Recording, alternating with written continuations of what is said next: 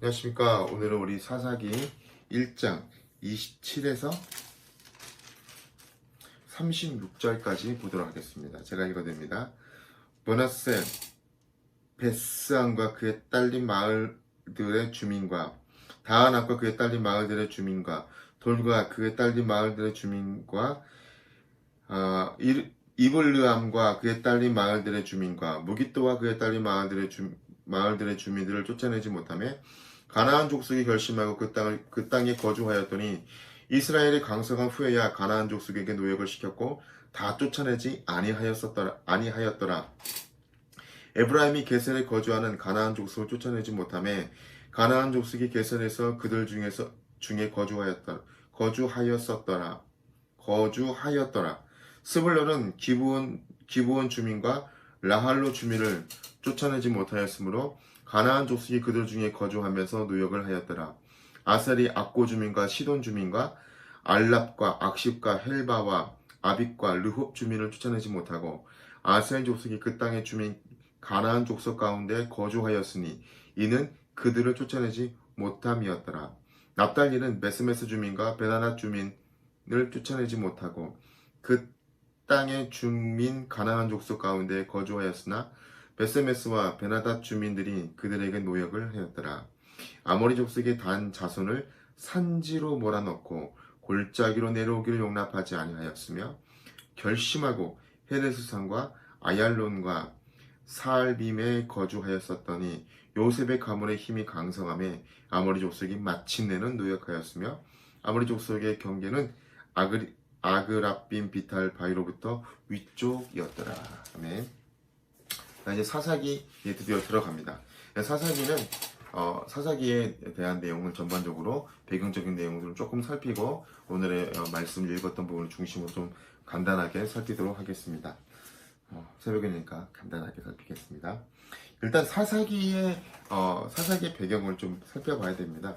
사사기는 사실 언제 사사기가 언제 이렇게 기록되었을까? 라는 많은 이야기들이 있는데, 탈무드에 의하면 사무엘이 기록했다라고 이야기도 하지만 잘 모르고요. 그러나 다윗의 예루살렘 점령 이전의 사사기가 기록되었을 것이다라고 많은 학자들이 이야기하고 있습니다. 왜냐하면 그때는 이스라엘 왕이 없으므로라는 표현은 이 책이 왕정 수립이 이후에 기록되었다는 것을 알려주거든요. 그러니까 아마 다윗의 예루살렘 점령 이전에 사사기가 기록되었지 않았을까라고 많이 생각하는 거죠. 자, 사사기의 배경은 여호수아서와 중복이 됩니다. 여호수아서 15장부터 이어지는 도시 목록은 이스라엘이 정복하지 못한 도시와 관련이 있습니다. 사사는 쇼펜, 재판관이라는 뜻을 가지고 있습니다. 다 아시죠? 사사는 위기에 하나님께서 임명하는 사람으로 일시적인 지도자가 됩니다. 계속되는 건 아니고요. 일시적인 지도자가 되는 거예요. 사사기에서는 대사사 6명인 운니엘, 에홉, 드보라, 기드온, 입다, 삼손이 자세히 언급되고 나머지 소사사는 이름하고 통치기간, 지파만을 기록하고 있습니다. 앞에서 저희가 언급했듯이 사사기는 역사 순으로, 그러니까 여기서 15장 이어진다고 말씀드렸잖아요. 이어지는 도시 목록에 대해서 여기 말씀을 드렸는데, 사사기는 역사 순으로 기록된 것이 아니라 지역 순으로 서술이 되어 있습니다. 이 점이 아주 특이합니다. 지역은 지파 혹은 가문이 거주하는 땅입니다. 사사기의 마지막 사건으로는 베냐민 전쟁이 언급이 되잖아요. 이 사건에 아론의 손자 비느하스가 등장합니다. 아론의 손자 비느하스가 등장하는 걸 보면 베냐민 전쟁은 여호수아 사후에 얼마 되지 않은 시기에 일어난 것임을 우리가 볼 수 있는 거죠. 이 하나만 보아도 연대별로 기록된 것이 아님을 지역별로 기록된 것임을 우리가 알 수 있는 거죠. 자, 이제 가나안 정복에 들어왔던 백성들이 이제 각자 제 땅에 제비를 뽑아서 땅을 차지하고 있습니다. 최북단에는 납달리, 단, 이사갈, 야셀, 스불론이 몰려 있습니다. 여기를 지역적 행정구역으로 묶어서 보통 우리가 갈릴리라고 부릅니다. 갈릴리. 그리고 요단 동편, 루벤, 갓, 므낫세 반지파가 있는 땅을 우리가 보통 길르앗이라고 부릅니다. 이런 이름은 행정구역으로 많이 사용되었던 거고요.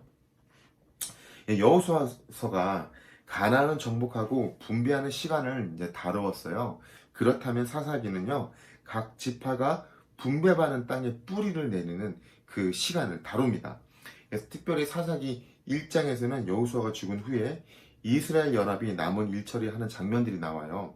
가나안 정복 활동은 크게 세 부분으로 진행이 되었는데, 아이성을 치면서 중부, 예루살렘을 치면서 남부, 하솔 왕을 치면서 북부를 정복합니다. 그런데 중북부는 배색을 남겼죠. 이곳은 유다 지파와 시므온 지파가 힘을 합쳐 칩니다. 그들은 10,000명의 가나안 군대를 물리치고 가나안 왕인 아도니 베색을 예루살렘과 추격하여 죽이죠. 그리고 이미 살펴보았듯이 정복 초기에 벌어진 일이라면 요단강으로 올라가 배색을 거쳐 남쪽으로 진격하고 세겜 에발산에 이르는 경로는 가나안 입성식과 아마 관련이 있을 것입니다. 여러분, 예루살렘은요 사실 작은 성입니다. 작은 성인데요, 예루라는 뜻은 마을이라는 이름을 가지고 있고, 샬렘이라는 뜻은 샬롬, 그렇죠? 평화, 화평의 마을이라는 뜻을 가지고 있습니다. 그런데요, 사실은 이 예루살렘은요, 도리어 유다 지파와 에브라임 지파 간의 분열의 상징이었어요. 그런데 다윗이 이 갈등을 깨고 예루살렘을 수도로 삼은 뒤에 북쪽과 남쪽을 연결하는 이 고리로 삼게 된 것이죠. 자, 우리가 여기까지 배경을 조금 살펴보았습니다. 자, 그리고 사사기에 우리가 읽었던 27절부터 보면 미정복 도시들이 나옵니다. 근데 도시들이 막 다 이유가 있어요. 철 병거 때문에 포기하고, 예를 들어서 유다가 먼저 남쪽을 산지를 차지하고요, 나머지는 시몬에게 줍니다. 사사기 1장 27절에서 36절에는 각 지파가 차지하지 못하는 이 땅 이름이 나오는 거죠. 그러니까 지도자인 여호수아가 죽고 이제 땅을 다 분배하고 그 이후에 기록이 되어 있던 건데, 므낫세 지파는 이스라엘 골짜기 거민을 쫓아내지 못했습니다. 에브라임은 게셀, 단은 헤레스산 등지를 차지하지 못했고, 유다는 평지를 차지하지 못했습니다. 평지 사람이 바로 철병거를 갖고 있었기 때문입니다. 이스라엘은 철기 문화가 아니라는 약점이 있었습니다. 나중에 이 철기 문화를 해결한 곳이 바로 다윗이었죠. 그런데 이스라엘 주민이 이방 민족을 그냥 두게 된 계기는 결국 불순종 때문이었습니다. 불순종. 사실은 저는 이 부분이 늘 굉장히 조금 궁금했어요. 여호수아서 24장 우리가 어제 살펴봤지만, 여호수아가 죽기 전에 고별 설교를 하듯이 백성들에게 이야기했어요. 너희들 진짜 하나님 잘 섬길 거니? 나와 내 집은 하나님을 섬길 거야. 너희들은 어떻게 할래? 그러니까 백성이 3번이나 막 이야기하잖아요. 백성이 대답하여 이르되 우리가 결단코 여호와를 보러 다른 신 섬기지 않겠습니다. 또 그러니까 여호수아가 백성에게 그러잖아요. 아니야, 너희들은 하나님을 능히 섬기지 못할 거야. 그는 거룩하신 하나님이고 질투하시는 하나님인데 너희의 잘못과 죄들을 사하지 않을 것인가. 너희들이 계속 죄를 반복해서 질 거니까 너희들은 안 될 거야. 마치 떠보듯이 이야기하죠. 그러자 또 만약 너희가 이방 신을 버리고 이방 신들을 섬기면 복을 주신 후에라도 돌이켜서 너희에게 재앙을 내리실 거야. 멸하실 거야. 그리고 또 백성들이 아닙니다. 우리가 여호와만 섬기겠습니다.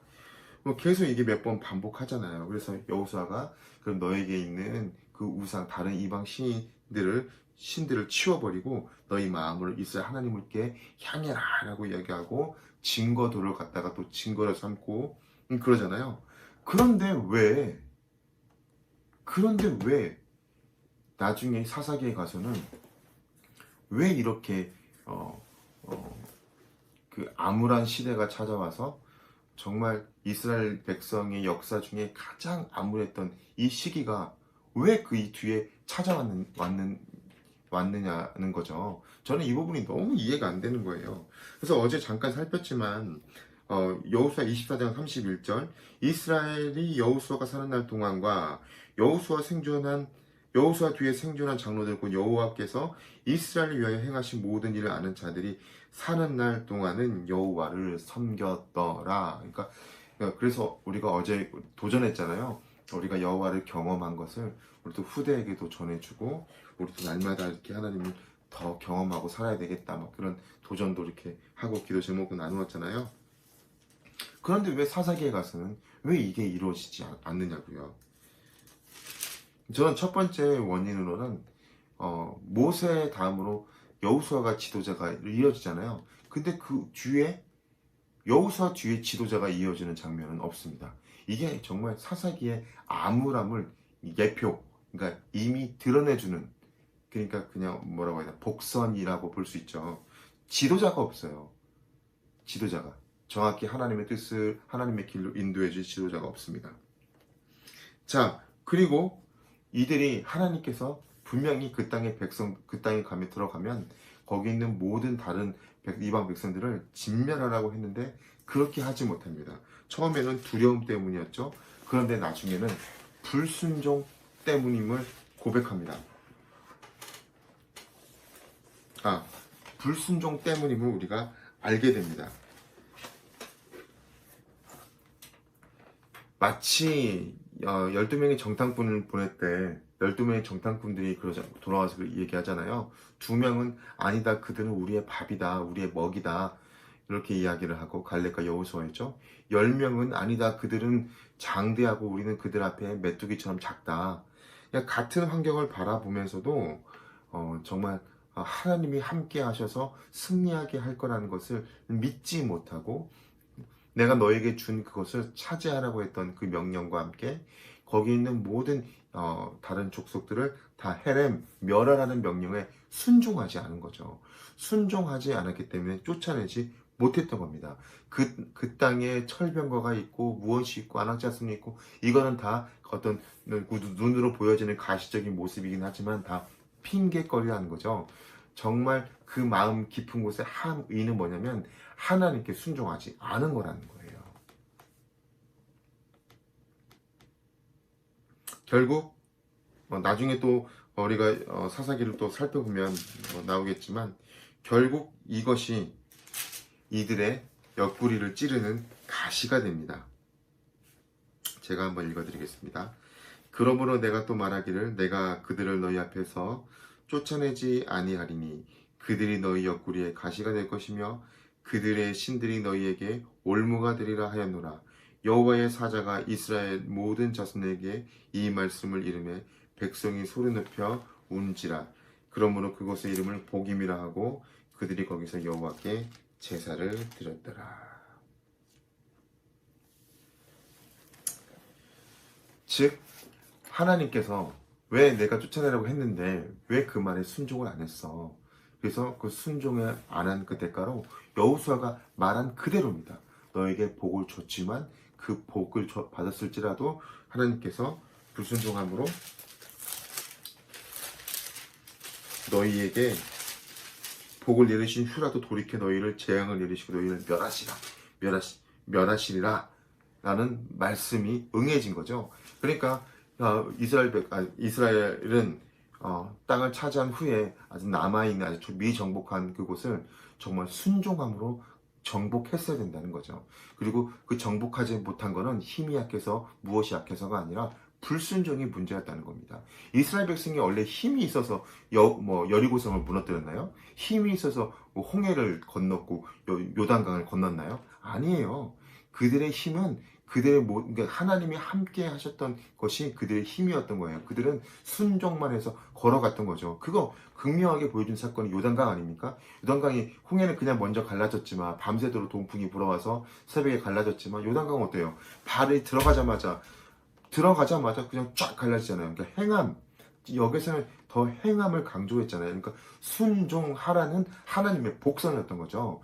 그 땅에 들어가서 순종하고 미정복으로 남겨놓은 것을 두려워하지 말고 순종함으로 다 없애렴. 그런데 그거를 하지 못합니다. 하지 못하자 그것이 그들의 올무가 되고 옆구리에 가시가 되게 하나님께서 만들어 버린다는 거죠. 혹시 우리에게도 순종하지 못하는 부분들이 있으십니까? 여러분들에게 하나님이 주셨는데 그 부분에서 순종하지 못하는 부분 때문에 우리가 그거를 얻지 못하고 차지할 수 없는 혹시 그런 게 있습니까? 네, 많이 있겠죠. 우리에게 주셨던 거 뭐가 있어요? 학생들은 공부하라고 했는데 공부 안 하고 성적이 나빠지는 거 뭐 그런 것도 있을 수 있고요.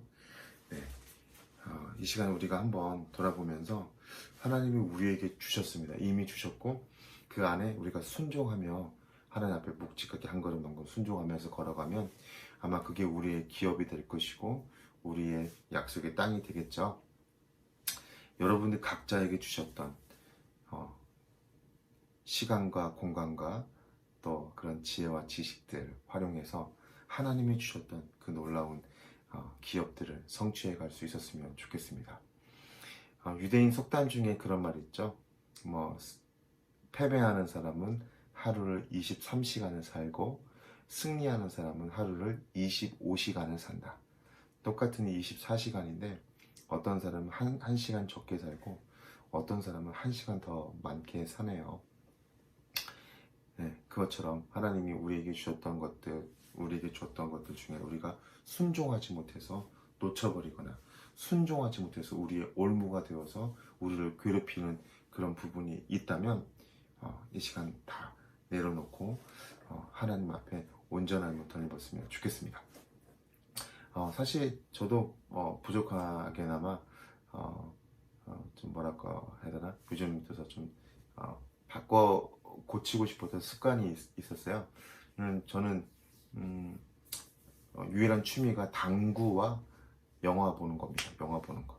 당구는요, 그 신대원 다닐 때, 그 양지 캠퍼스에 있을 때, 그 앞에 조그마한 마을이 있는데, 거기 스트레스 받아서 한번 갔는데, 가서 이제 거기 동네 어른들하고 배우다 보니까 너무 재밌게 배워서 정말 스트레스를 많이 풀고 동네 어른들하고 많이 친해지는 계기가 되어서 중간중간 제가 복음도 전하고 그래서 제가 당구 복음을 전했거든요. 그럼 저 가면 항상 좋아합니다. 임목사 왔어, 임목사 왔어, 임목사 이쪽으로 와요, 이쪽으로 와요. 같이 한번 칩시다. 그래도 제가 실력도 별로 배운 지 얼마 안 됐는데 가끔 500도 이기고 막 300도 이기고 그래요. 사람들이 놀래죠. 고수 킬러라고 해서 네, 저를 많이 무서워했답니다. 근데 너무 당구에 빠져가지고 어느 날 공부도 안 하고 네, 기도도 안 하고 말씀도 안 했고 하루 종일 당구만 치고 있더라고요. 그래서 좀 회개하고 돌이켰는데 그 당구가 계속 당구만 쳤으면 제가 올무가 되지 않았겠습니까? 또 하나는 영화 보는 걸 너무 좋아해서요.